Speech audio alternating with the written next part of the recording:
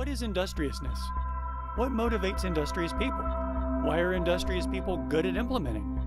What is that filling inside a Twinkie's made of? In this video, I'm going to delve into these topics and see if I can't help to solve these puzzles. Except for the Twinkie thing, let's just leave that a mystery. Let's start with a story.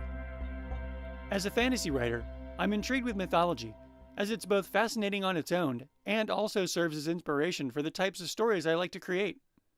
In researching mythologies from around the world, I came across Slavic mythology. One of the things about Slavic mythology that immediately caught my eye was a belief in Perun, the god of thunder, and that the Slavic people would carve patterns called thunder marks into the wooden beams of their houses to protect them from lightning. This made me wonder, why would they do that? Why carve an elaborate pattern like that? It's beautiful, but why not just knock a chip out of the wood and call it a day? To try and answer this question, let's look even further back into history. Let's imagine 100,000 years ago that someone was caught in a thunderstorm. What would they do in response? Naturally, they would try and seek shelter. A storm presents three main dangers to humans: the rain, the wind, and lightning. The rain is probably the least worrisome of the three.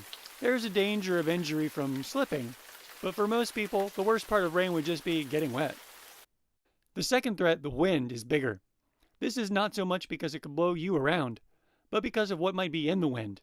There is a chance of incurring serious trauma from debris caught in the wind. Then, of course, the least likely element to occur, but the most dangerous one, lightning. The lightning would more than likely be lethal if you were hit by it. This was arguably the thing that people were most afraid of. So where could someone go to escape all three of these dangers? In this instance, I think the ideal shelter would be a cave. It could cover a person from the rainfall, limit exposure to the wind and objects caught in the wind, and would shield them from lightning strikes.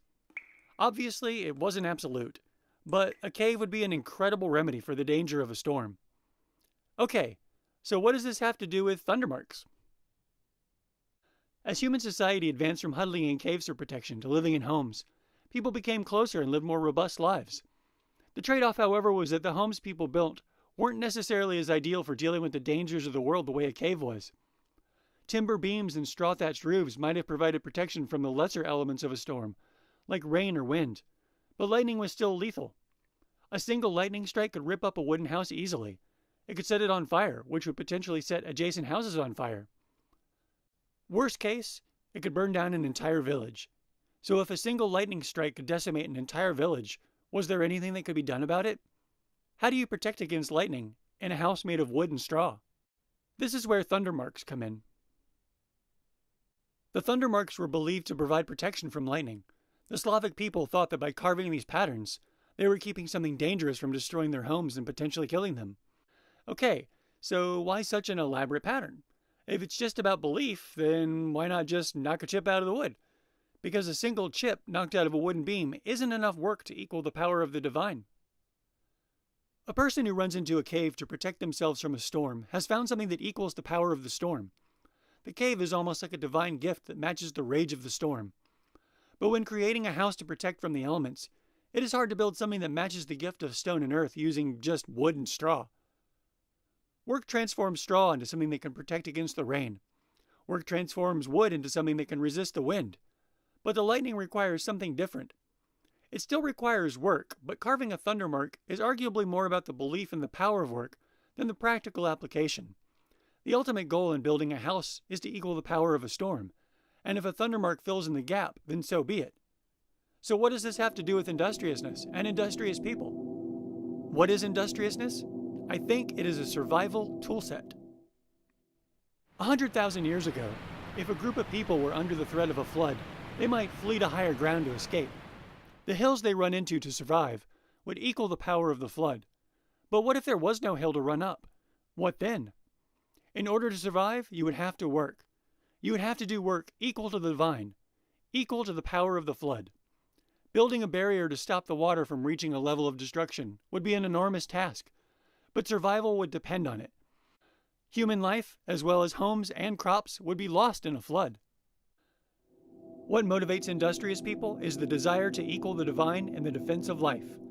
This could be building a barrier to stop a flood, building a home to get out of a storm, or even carving a thunder mark into the beams of a house to protect it from lightning. It's all about equaling the divine. Why are industrious people good at implementing? Because survival requires equaling the divine, and equaling the divine requires implementation. A barrier that's meant to hold back a flood and breaks due to poor craftsmanship doesn't equal the power of the divine. If you aren't good at implementing, you won't survive. Most of these situations that require equaling the divine to survive are time sensitive. There isn't time to waste when the apocalypse is on its way. Problems have to be solved quickly. This means that there often isn't time for a plan, and time is the difference between implementing and planning. Implementation is about acting now to equal the divine. Planning is about talking through the problem. A lightning bolt doesn't plan, nor does it have an IQ. It acts without thought. To equal the divine, humans must act the same way nature does, right now, with no consideration of time. This is the reason tests to find industrious people don't find industrious people, because they aren't about equaling the divine. They aren't about survival. I think it's interesting that not only do people need to work to equal the power of the divine to survive, but that they also act behaviorally like the divine phenomena they are working against. I think this behavior, when applied towards other people, rather than nature, produces a curious effect. Let's say an army of marauders wanted to pillage a town of its resources. Would a battle between this army and a few townsfolk be considered a competition? I think it could be considered that, but let's explore this idea further. What are some descriptions of industrious people? They are productive, decisive, efficient, focused. Now, what if we applied these terms that describe human behavior to nature? Is a flood focused? Is it easily distracted? Hey, Flood, wanna ride bikes? No, it's not easily distracted. It just does its job. Obviously, a flood doesn't have the capacity to be distracted, but the terms focused, decisive, efficient, and productive still work to describe a natural disaster like a flood. In fact, I think the reason why these words describe industrious people is because industrious people have to embody the characteristics of divine phenomena in order to equal them. They have to become divine. A lightning bolt doesn't have an IQ. A wildfire can't think or feel. A flood doesn't care who or what it floods. It doesn't have that capacity. Interestingly, I think that there is a difference between the choice to care about someone or not care about them and the absence of caring that is a response to the natural world. Add to this that a small group of villagers probably wouldn't conceptualize a marauding army as someone they were in a competition with. The human brain can't handle but so many individual people. So if 1,000 people showed up on your doorstep, it would be less like a competition was about to take place and more like a catastrophe just knocked on your door. A marauding army charging at you to tear you to shreds might as well be a flood, and you are not in competition with a flood. This is why I think the reaction to an invading army wouldn't just be considered as a competition. To match the power of the divine, you have to embody the divine, and the divine has no capacity to think or feel or compete. It just acts. Choosing not to care when you have the capacity to, and embodying the absence of care of the natural world could occur simultaneously. Another interesting aspect of this idea of embodying the absence of care is how it also helps to explain industrious people further. Remember that invading army? Well, what if they came back and instead of finding a village ripe for plunder, they found a wall as high as the side of a mountain? How would they react? Surprised, of course, but more than that, I think they would feel awe. The sight of a wall that seemingly came out of nowhere would be just as much of a shock as riding over a hill and seeing a flood rushing at you. In equaling the divine, the villager's wall could elicit the same kind of dread in the marauding army that a flood would. I think this is the point, and it shows why industrious people are the way they are. Industrious people aren't industrious to reduce their own pain and anxiety. They are industrious to cause anxiety in others. When you embody the lightning bolts, or the wildfire, or the flood, you elicit the fear that you would feel encountering these divine phenomena in other people.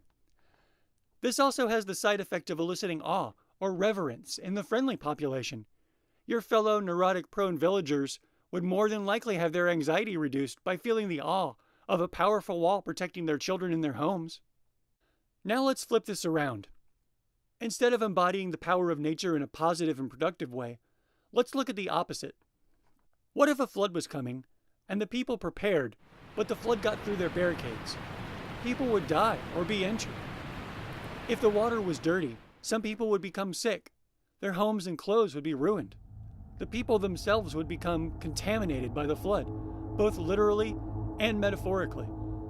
I think this is why industrious people feel guilt and shame. Someone who didn't do enough to protect against a flood would feel guilt over it, and the populace would shame them. The metaphorical contamination would result in a people who are transformed into the human embodiment of the flood. They become disaster personified, and this disaster given life and emotions would shame the industrious, who didn't do the work necessary to equal the power of the divine in the defense of life.